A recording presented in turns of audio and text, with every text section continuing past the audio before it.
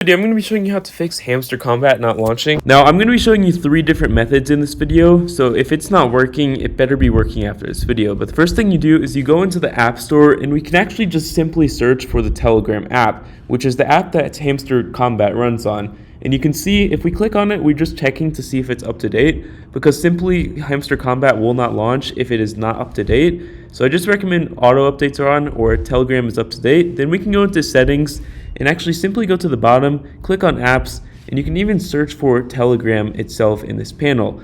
Now I'm just going to search for Telegram like so. And from here what we want to do is we just want to disable cellular data and actual background app refresh, and this will basically restart the app, just like restart it subconsciously, curing the clash. And if we go over to the actual app, I finally recommend just deleting it and reinstalling it and restarting your phone completely after you delete it, restart it, and then re-download it after you reinstall your phone.